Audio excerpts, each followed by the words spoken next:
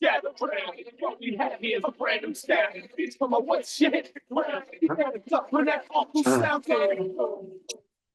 Yeah, that's what's happening in the parking lot. Yeah, that's what's happening on stage. So man, if hand of room, school of reach and teach the blind and find a way from A to Z. All right, welcome back, ladies and gentlemen. Top of the hour. It is 9 in the East. Check your time zone. Check your speed. It is Urban View Mornings. We're disrupting all morning radio algorithms right here. It's Dr. Greg Carr, Lamont King, 866-801-8255. I mean, the lines is full. Everybody checking in Texas and Georgia, all the battleground states. Getting down to the dog time. It's time to make that move. Yeah, early voting is a thing, and so there's that. Yes. And so good to see y'all. Glad everybody, telling a good story. All right, wow. We got some company. Let me check the cameras. See. Oh, yes, please let her in the side door. Yeah. First class heavyweight company. Yeah, Huh? Who is that? I can't be who I'm seeing on the ring. Absolutely. Early 90s to 2001 MTV VJ, activist, talk show host, all around beautiful spirit, friend of the program. I don't know anybody that doesn't like her. Please welcome in Ananda Lewis. Hey, what's up? Yes, Hi. Good morning. Come on, man. Seriously? Live from the West Dr. Coast. Carr. We've had Just talking about you. Diego's own. Were you? Yeah, we were. They brought you up last week. No questions. Good morning, What's gentlemen. going on? Good God. morning. I'm up early for you, but I'm good. I know that's absolutely right. All right. Now, Yes. so last week, there was a headline, but Dr. Carr told a story. I don't know if you told it on air or was it or was No, it it's on off air. air? Oh, We yeah, were yeah. talking about that. Yeah, During the Iraq War. Yeah. We were on campus, and for those who may not have heard that day, and Laura Bush was at Blackburn Center, Student Center at Howard for panel on education. And her husband decided that he was going to surprise her and join her. So the president of the United States, this is just after, well, not too long after they had deployed all those troops to Iraq. And so all the students decided they were going to protest. Now, you got every kind of secret. So, they be on the roof. They be out, and these white boys, bald heads with these long guns. The president of Howard University is like, look, man, we got to get these students away from the student center. And so we trying to turn them toward the flagpole. I'm hearing a voice over a bullhorn saying, this war is wrong. My people are in Iraq right now. We got to stop. I'm looking around. What? Following the trail. Now, thousands of students out here now. These white boys, you're looking for an excuse for somebody to shoot somebody. I said, this is about to be a disaster. Who is it? It's Ananda. Wow. Dr. Lewis on the board. I said, you know what? Well, I've been running my mouth along.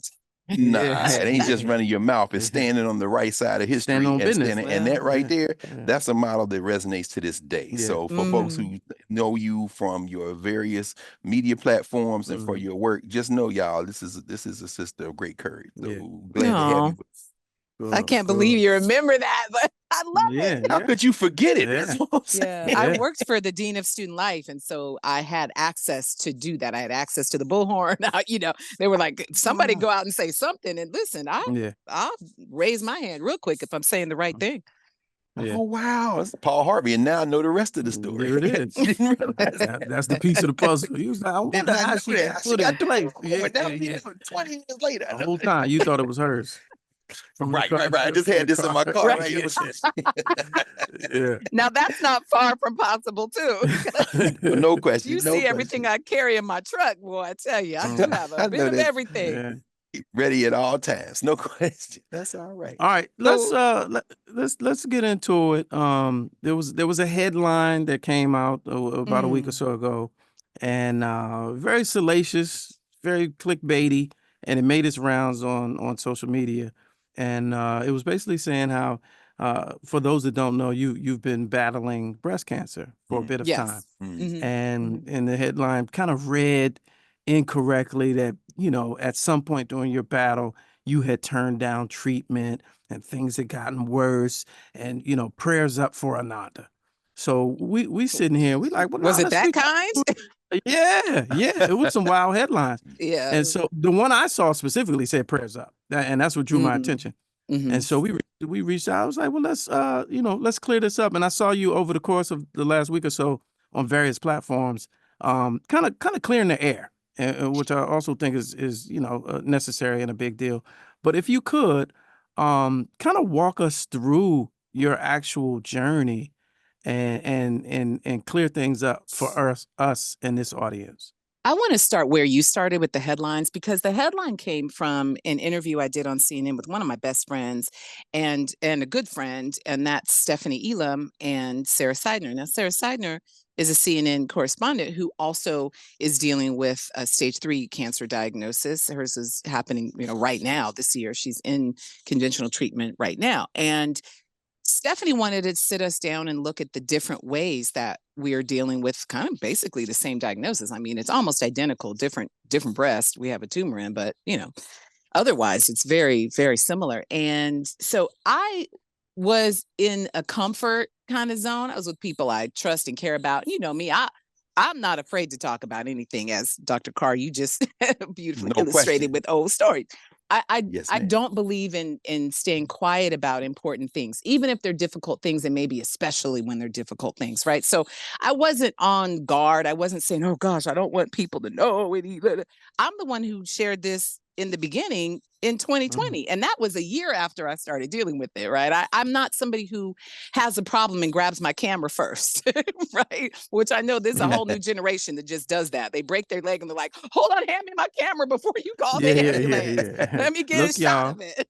Like, wow. Yes. I go to solutions, and then I decide if I want to share anything I'm dealing with, and if it can be beneficial. And at the time in 2020, I literally 4 years ago from right now, I did decide that it was beneficial because there were things that I felt like I could have done better that maybe would have helped me not have found this so late.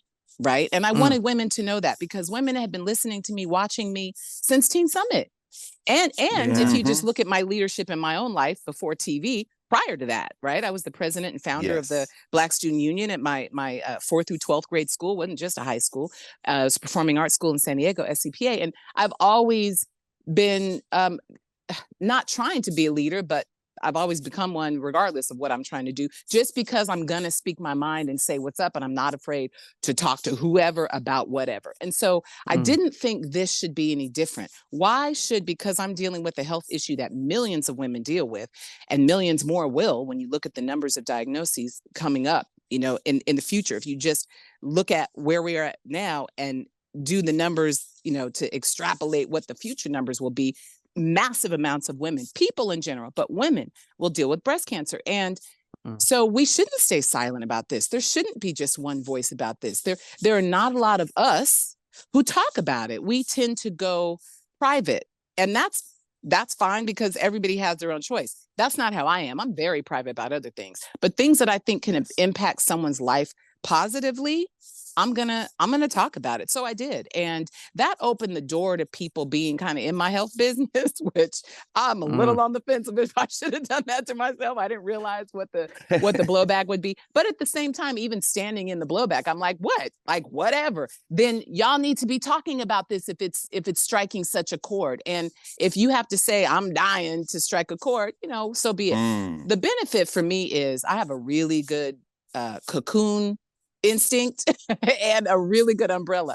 So when those headlines started coming out of this interview, where I really was saying, here's how the body can go, right? My body got worse, but now it's better. And, in October of last year, I hit the stage 4, but now I've brought it back down, and there's, very, very few of those tumors are active, and blah, blah, blah. I was telling that story, right? And my best friend said, wait, we're not just going to blow past the stage 4 diagnosis. And the reason I don't put emphasis on the numbers is because if you're gonna, I just feel like I'm gonna have to deal with it either way, whatever it is, stage 1, 2, 3, 4. Now, where the numbers do matter, and this is originally why I started sharing, for women to benefit, when you catch it earlier, and that's with any cancer, when you catch it earlier, you have a better chance of whatever you choose to do with your treatment options, you have a better chance of that working, because there's less cancer. I mean, that's just common sense. So you want to catch something when it's less of a problem. You got roaches in your house, kill them when you have just the first, family, right? You don't want to wait till you have millions of those suckers, because now it's harder because they're everywhere. Right. Got it.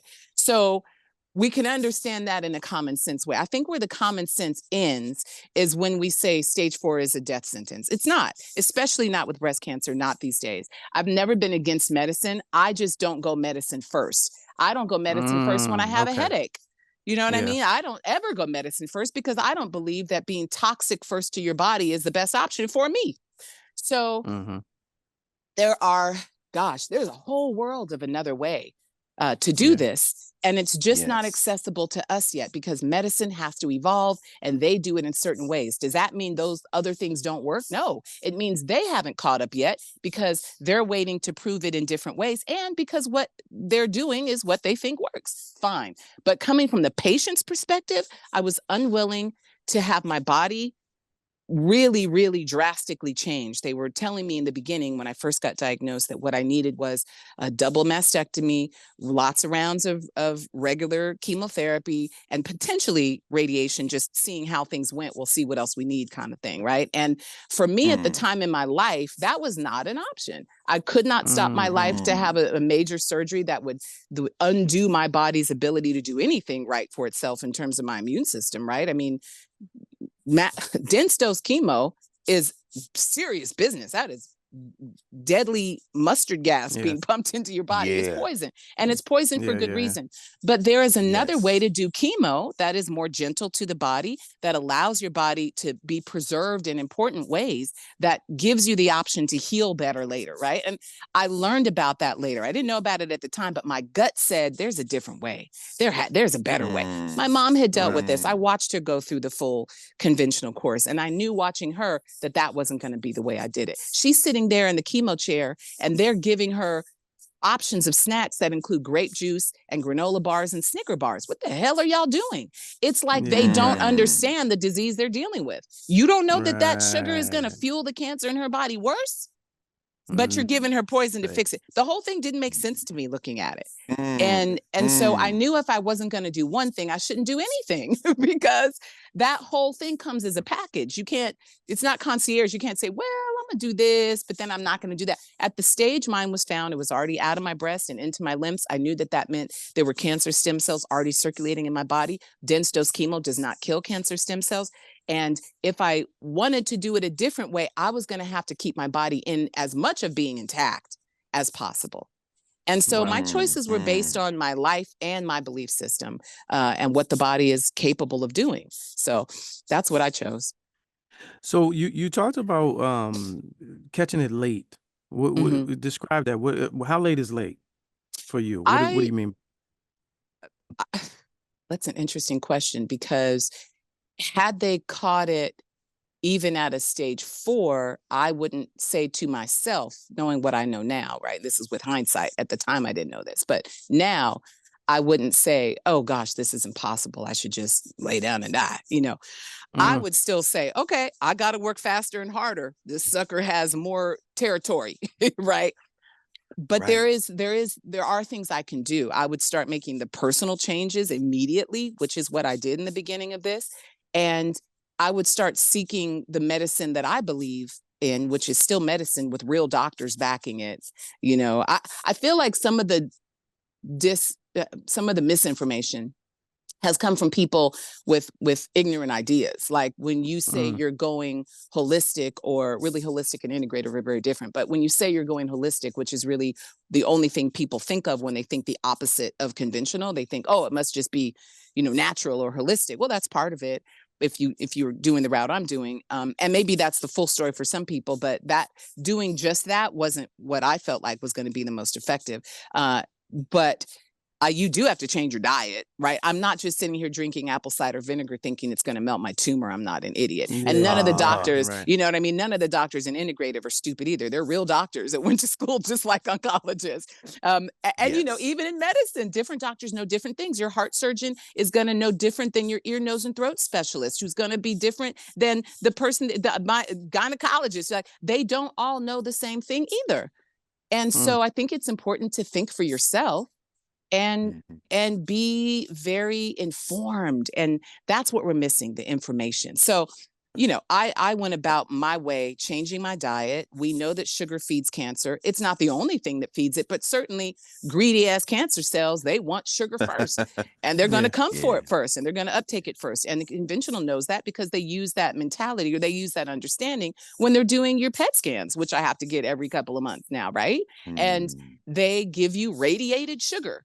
because they know that the cancer cells are going to suck up that sugar first, and the radiation will show in the cancer cells and show where there is activity. So that's they interesting. understand it. Wow. Yeah. Yeah. You Yeah. know, could I ask a quick question, Mhm. Ananda? And first of all, and thank you, talking about speeding past. Thank the creator and the ancestors that Mhm. you're beating it back. We heard you say that, and I want to make Yes, sure people didn't absolutely. miss that. And And medicine is a you know, part of that. It's just not the whole and story. Right. exactly, which was really the question I wanted to ask you in terms of, you know, you are someone who so many people know or think they know, and certainly have a level of trust. How important has it been, and is it for you to connect with those who are working on this? I'm thinking about Black women in particular, Linda Blunt, who's at the Black Women's Health Initiative, for example, or Dr. Mm. Hadaya Nicole Green, who's at Morehouse School of Medicine. Oh, love her. She has an amazing tumor bashing technology. She needs Could support. could you talk about that maybe in the context of the importance of Black healthcare providers, Black scientists, Black folk like my sister Fatima Jackson at Howard, who talks about Black women doing earlier screening, and then those who are combining therapies that are, you know, holistic and natural with those who are doing research. Could you talk a little bit about how you think about those various scientists and healthcare workers who are trying very specifically to talk to and about Black women in this work?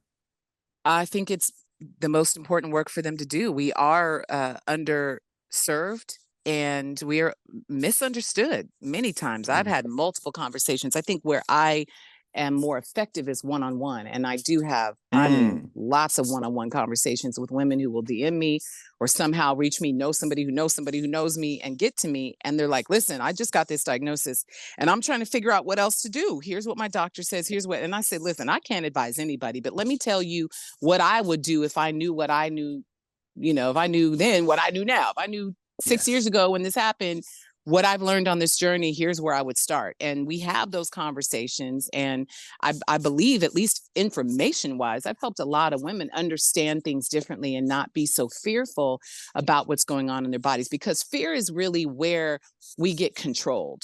You know, when you're afraid, you'll say yes to anything. When you're scared and being told, well, you're going to die if you don't do this, which I mean, that is, in some cases, all doctors aren't the same, all experiences aren't the same, but I've definitely heard those stories where the doctor's like, you're going to die if we don't do this, and we need to get you in surgery right now. We need to do all these things. And based on the situation, maybe it's true, maybe it's not. But I knew I had a little bit of time to figure it out. My tumor was not fast growing, and there's all these different, you know, variables they tell you about. And so I had a minute to figure it out. I was being monitored the whole time. And so I would just encourage women to take your time if you can and understand what's going on in your own body. So those doctors and those women and those scientists who are leading the way for our people in that way, they're heroes, because we don't have that information if they don't give it to us.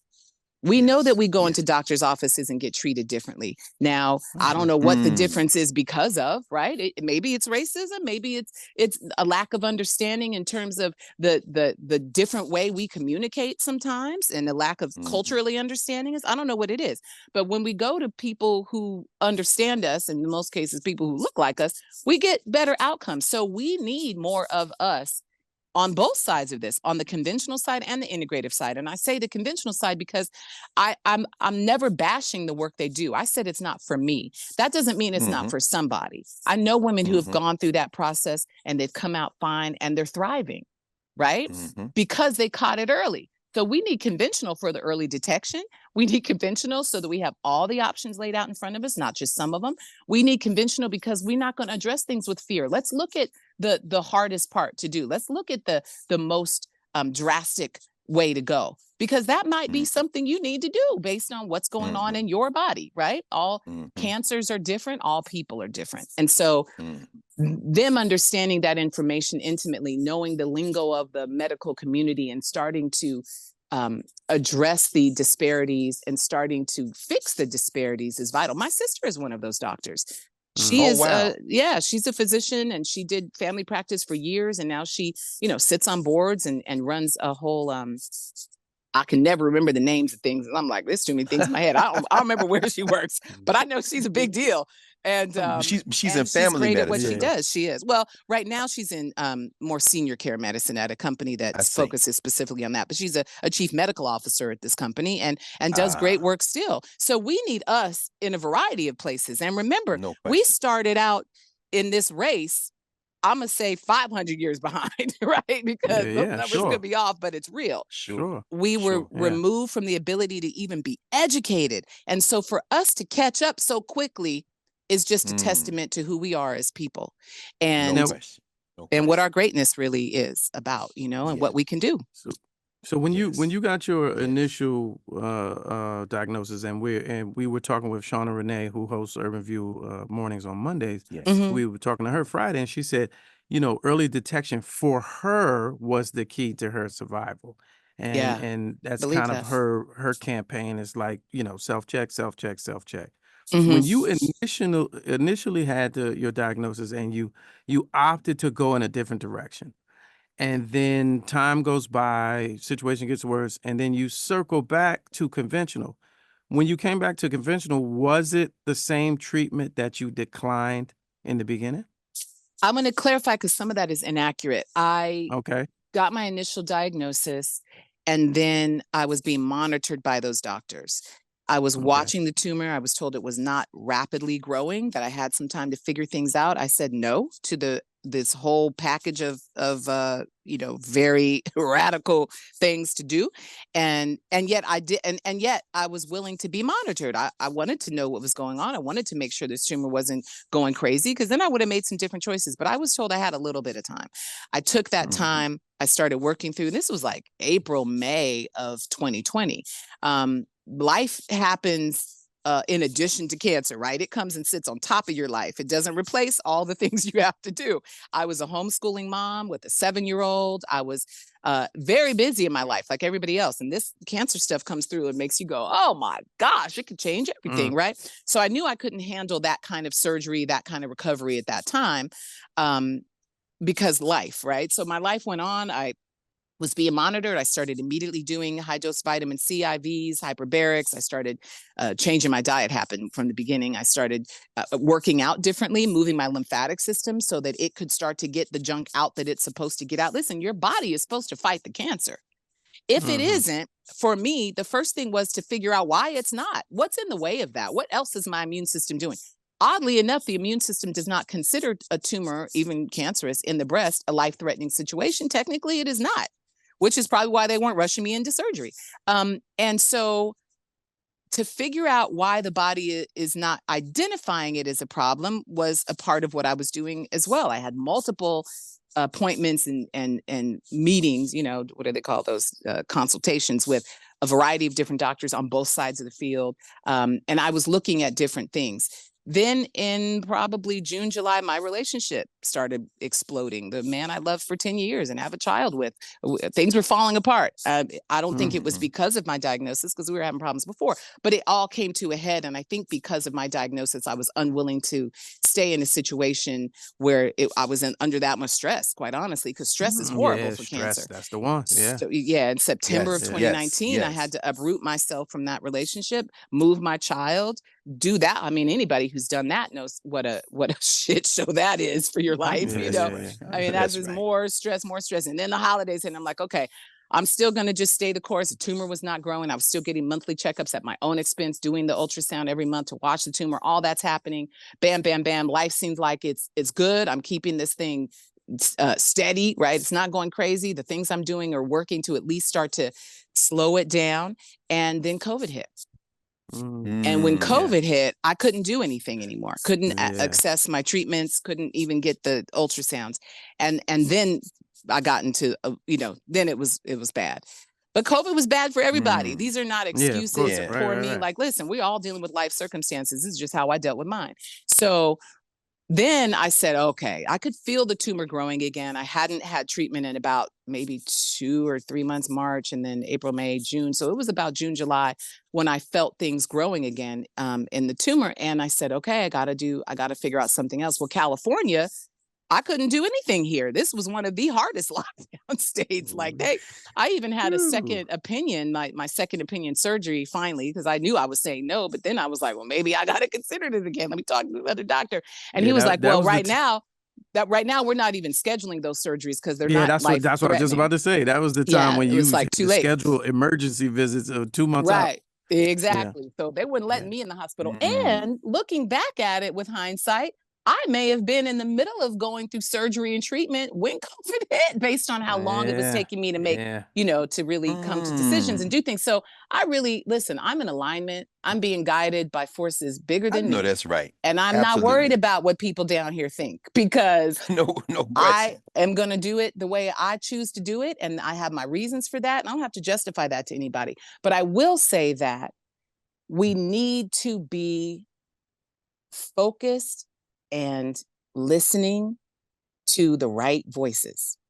Yes. Right. Yes. And listen to the right voices. When you can do that, you will be led in the right direction. It wasn't for me to go that route. And I can see that very clearly. When I ended up in Arizona, because during, like we just said, California was locked down, but I had to do something. So I started looking outside of California. Arizona was like locked down for what? Because they wasn't down with it. So everything in Arizona was still open. Yeah. And that was close enough to me. And what works for you may not work for somebody else. Right. So everything is not, so there's it's not all linear. And mine was caught at a different time. There were already cancer stem cells circulating. That means that I had a bigger chance of recurrence. I'm not going to go through all that and end up right back where I'm at. Right. I could have ended up at stage 4 that route anyway. So I went to Arizona. I got 16 weeks of treatment. So what I wanted to clarify was that I didn't just do, it didn't just get worse. I did treatments that made it better first. I went down from a stage 3 to a stage 2. I cleared things out of my body. I did the hard work. I did chemotherapy. I just did chemotherapy in a way that didn't damage and destroy my whole body.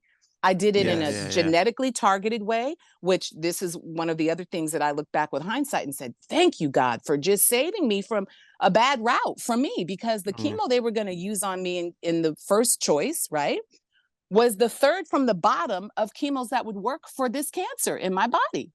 So when I got to Arizona, they actually tested me to see what chemos are going to be effective if we're even going to go that route, like which are the best ones. Isn't that smart? If you're going to do poison, don't you want to make sure the poisons don't work? Targeted. I mean, I want to do targeted therapy. Yeah. And a few minutes ago, you made a distinction that I think is framing this entire conversation, this through line.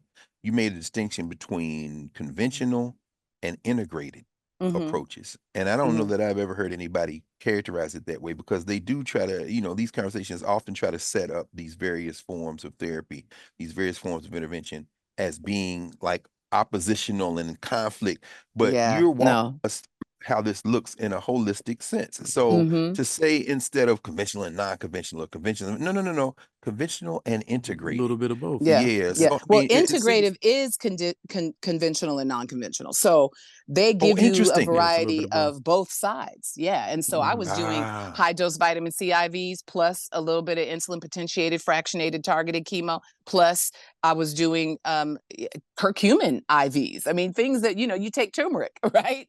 Curcumin is the active ingredient. No, I've had to learn so much to just save my life. No question. But, so teams then it's not about going to just one doctor. It's not going about to one. You've got to have teams. I've had 4 different teams of people. I had a team in Arizona, and then when I left Arizona and California was open again, I have a team here. I have 2 oncologists. Like, I'm working with a lot of people who are smart and who are respecting the quality of life that I demand for myself. And that's important too. I have doctors who respect things, even the ones that they don't understand.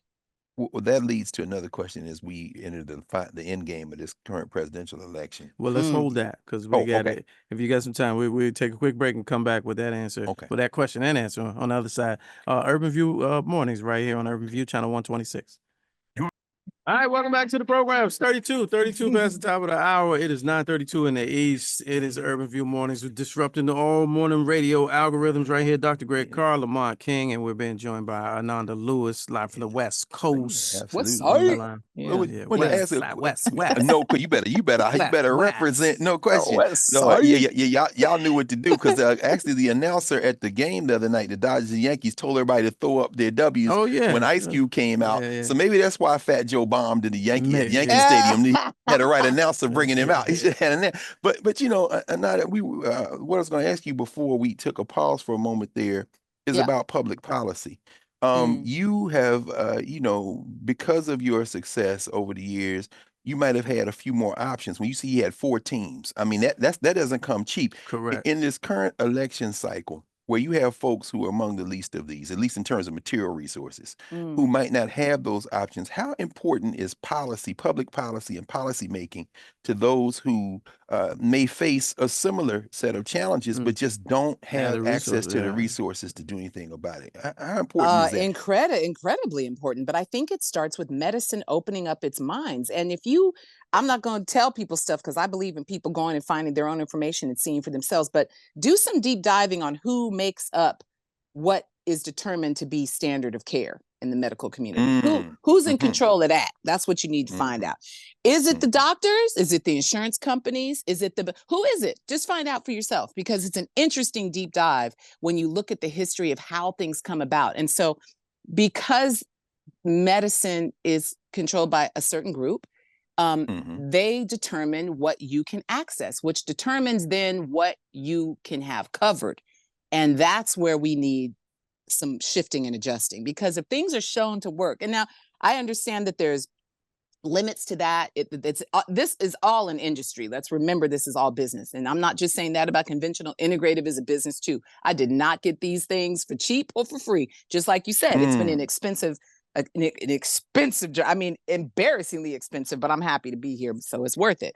But it hasn't come out of my pocket. I've had absolute angels, friends, family, friends of friends who wanted to see this work for me and wanted to see me better, who, I mean, really did the heavy lifting for me. And I'm super grateful for them. But I know everybody doesn't have that kind of access to those kind of people even, you know, so we do need policy to come in and allow for coverage of a different way to treat this. We've been treating cancer the same way for 50 years with all the money they get donated and the millions and billions that they receive. What are we doing? Why do we still have to put women in these positions where they have to choose between drastic changes to their lives, which affects their mental health? Yes, it works for some people. I was told 70-30. That's what the doctor, the oncologist, the original one told me. 70% of the people this works for, 30 it doesn't. What I learned in Arizona was that I was probably going to be one of his 30, because they weren't even using the chemo that was effective in my body. What I did instead in Arizona was use the top 3 most effective chemos for my body in smaller amounts so they could go in and just get the cancer. They insulin potentiated it, which means they also gave me insulin, again, using that cancer uptaking sugar first against it. So the cancer is now going to suck up the sugar, and the chemo is in the sugar. It's going to get it first. The rest of my cells get less damage. And because it's a lower dose anyhow, I have a better chance of my immune system staying intact. So all the other approaches can work too, right? This isn't just killing cancer. It's also supporting your body to heal, to get the dead cancer cells out when you kill them. And that can be problematic too. You need your lymphatics working. You need your elimination systems working. And so what I've learned is bigger than just killing cancer. It's healing the body, right? This is just one thing that happens to the body, and it's your body doing it. And you said, Lamont, a minute ago, something about the headlines. Now, I just want to clarify or at least add something. That whole firestorm happened, and I was in here on my oxygen machine. I was in here in my sauna sweating. I was in here in front of my red light panel. I was doing everything but paying attention to those headlines, because people yapping in the background is not what I'm going to give my attention to. It isn't valuable use of my attention. And one thing that cancer has taught me is my time is valuable. And I'm not just gonna waste it and squander it. I didn't look at any of the comments, because I knew people were going to be ignorant in the comments. The way they were saying things was going to force people to have to be uninformed and ignorant about it. Like, it didn't make any sense. The only way I heard about it was people calling me directly. Like, Lamont, you reached out to me directly, and I was like, yo, this is crazy. I heard about it, but I didn't see it. But the headlines I heard about were basically saying I'm dying, right? And so that's the one I saw. The misinformation is real because, again, stage 4 cancer diagnosis is not a death sentence. And if I was dying, I'd be the first one to tell you. Like, I know that's right. I'd be like, well, you know, this particular path is where this led me. But fortunately, rumors of my demise have been wildly exaggerated. Yeah, the one I got, and when I seen it, I said, hey, you know, I hope all is well. You know, we pulling for you over here. You know what I'm saying? Listen, I appreciate the prayers. Prayers are powerful no matter what. But and let me say, maybe I shouldn't say this, but I will, because I don't care about saying things I'm not supposed to say. I am dying, like everybody is. And what it is a wake-up call. This life is not going to last forever for anybody, me included. All of us are going to be out of here because that's the only way out of here. We are divine spirits descended into these bodies. We are made of light and energy and frequency. We get in these bodies. We get a little confused because they're dense matter. Now we're into this, you know, dense matter universe and environment. And now we have all these physical and emotional things happening. We do get caught up in the body, but we forget that we got to go right back out. And your time is not guaranteed. Tomorrow is not guaranteed to you. So you can talk about me dying all day, but you need to worry about your own life and death, because there are things that people are not doing in their lives that they should do if they're really worried about somebody dying. You know what I'm saying? I'm doing everything I need to do.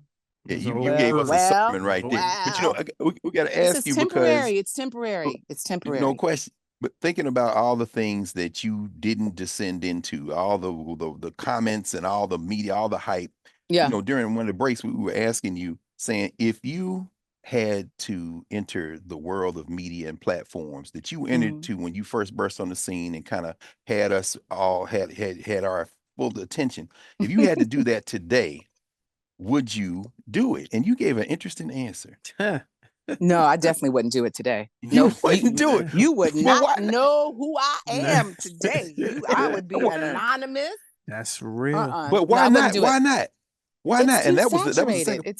It's too saturated. It's not special enough anymore. Anybody can pick up a phone and call themselves whatever they want. You know, I mean, it's just not special anymore. I did it at a time where it was really special. You had to really be something to make it up there, you know, and no disrespect. I think there are special people out here doing it, but they can't be seen through the masses of noise. They can't be heard through the masses of voices that in most cases aren't saying much, you know. And is there a momentum that comes with that this moment kind of visibility? In other words, we know Donald Trump because basically NBC made him. I mean, you know, a little bit of hip hop, but basically the prince.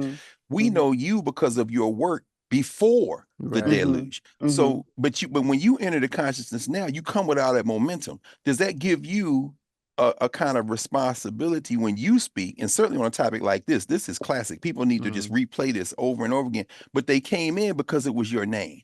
And like you said, you can't build a name like that now in an arena where you almost have to do it through spectacle. I mean, so do you feel a responsibility? I'm thinking about those folks who came into public consciousness in the 70s, 80s, 90s, who are still on the team. I mean, do you ever feel a weight when it comes to talking publicly? Because they're going to say, oh, it's Ananda Lewis. I remember her. Yeah. I feel responsible for sharing this particular story because it's something vital and important for our people. In general, I don't feel the need to just talk about whatever. You see, I don't give my opinion about much because there's too many opinions out there. I don't like if it's something valuable. Yeah. But I think I think the effect of this excessive amount of information coming at us, then most cases it's bad information, right? It's harder to find the good information within the bad now because people just have to say stuff for attention. I think the problem with that is the quality of our information has been reduced. And so our ability to understand things is reduced as well. And there's just a lot of nonsense being spewed about a lot of things, not just, you know, me or my health or what. It's a lot of things. There's a lot of nonsense being spewed. And it's very hard to know what to listen to because everybody is competing for the eyeballs and the ears. And the competition is ridiculous. So of course they have to say things like she's dying. I mean, that's a headline that's going to get eyeballs. You know, the truth isn't going to pull all the attention. This hyper inflated nonsense. Yeah. And you know, selfishly, I, like a lot of people, I'm sure, you know, would love to have you back because you're a voice that's needed. And we think that you would cut through the noise and the nonsense, but it takes me, and I say that selfishly, right? And there's a lot of wannabes. You just miss working with me, Lamont. Sure, that too. But there's a lot of such a good time in LA. There's a lot of Ananda, in LA. There's a lot of Ananda wannabes. There are a lot of try to be likes, try to sound likes. There's some voices on the radio now that you know, clearly a chip off the old block. Well, but I remember imitation is the highest form of flattery. So thank you. I appreciate that. But I remember a conversation, a candid one that we had. It was about 10 years ago, and I was like, "Yo, would you ever get back in the media?" And media now, to Dr. Carr's point, is 10 years is even different than 20. Yeah. Oh, you know, gosh. than last year. So, and you had said at the time, I always think this was so funny to me. You were like, "Nah, I'm good," and I was like, "Why?" You was like, "I don't care about none of that. I'm over here." You were doing carpentry at the time. Yes. God, I was getting my degree, bro. You was like, "I'm over here fixing this roof." And I was like, wow. Lamont, you know, that was almost 15 years ago. Well, sure. Okay. Because my son is now 13 and I got pregnant right at the end of getting my degree in carpentry. I got an AS from LA Trade Tech in 2010. That was a long time ago. Yeah. I just thought that, I've always thought that was so fascinating because you was like, "I don't care about none of that." Like that. Because life's that's not too real. short. You have to be pursuing what you love. And media was good to me. I did great in media, but I didn't love it. I didn't love the scandal. I didn't love the sharks. I didn't love the nonsense. That's not a part of my life. That's not who I am. That's not where I feel best. And so when we talk about life being short, what does that mean? That means you better do what you need to do and take advantage of the time you have, because it is not promised and you will be out. And you may not be able to control when that happens. You know, I don't know the details of that. Do we come in as spirits saying, you know, agreeing with God to say, okay, I'm going to be down here for a certain time and here's what I'm trying to accomplish. And then we just forget it when we're born. And then, but the rules still stay in play. Like, I've never thought I should even be this old. So for me, being 52 almost is a wow gift. You know what I mean? In my 20s, I thought I'd be dead at 40 because I was living a fast, like using a lot of energy life, and you wear down your energy resources. You just do. I mean, look at the 27-year-old club, right? Those people who came in are brilliant in what they're doing. Yeah, they had some problems. Most of it was drugs, right? And they're dead at 27. And we go, oh my gosh, it's so young. But maybe that's what their soul agreed to do, to come in here and use all their energy up front and quick and be out. Right? Seriously. Maybe that's, but everything that's happening is divinely ordered. Everything that's happening is as it is based on what we've done collectively and individually. And we are where we are for a lot of different reasons. I think we have to get an idea of the bigger picture so that we don't get so caught up in our little lives of being worried about certain things and being pushed in different directions by other people's energy and stuff. Like, nah, this is going to end for everybody. You better do what you need to do while you're here. Take advantage. I'm ready for whatever, because I'm in alignment and I know that I'm going to be okay regardless. This is a little pit stop on a longer journey. You're not meant to stay here. You know, you're meant to go on. You're meant to take this experience and move on. And I really believe there's people waiting for me somewhere else that are looking at me like, are you serious? Like, we've been waiting forever. You need to come on. We got things to do.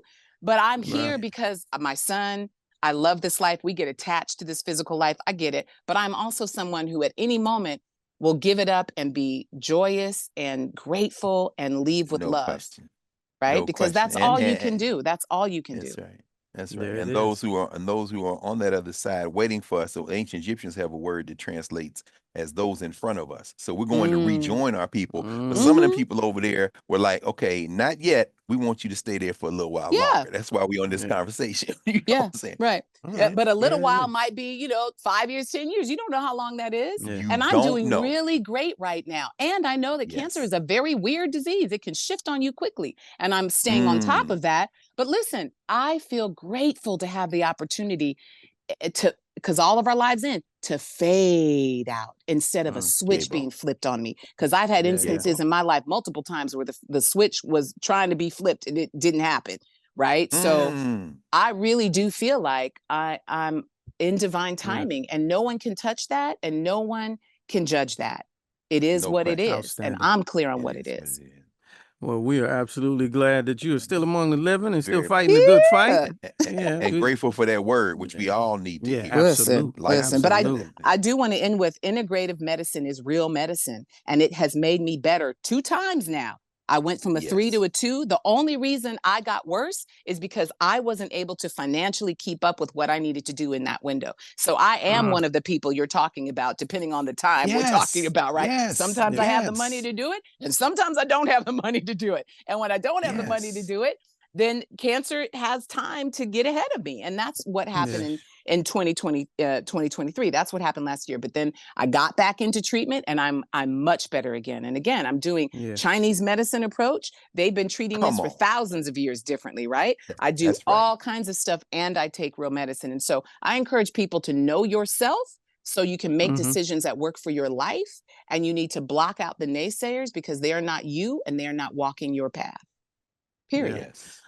Ananda Lewis, ladies and gentlemen, live from the West Coast. Thank you, sis. Up early in the morning. So happy to talk to you both. Thank you. Thank you. Absolutely. Lamont. Doors will open for you anytime. Anytime you want to come through. I appreciate y'all. Bring on here. No question. And I love my people. Thank you to everybody who's praying for me. I appreciate you. And for not, those who didn't believe the nonsense up front. Appreciate it. And we believe it. Thank you. All right. It's 12 minutes in front of the top of the hour. Let's take a quick break and come on back and close it out with Urban View Mornings. More from Urban View Mornings after this on Sirius XM Urban View,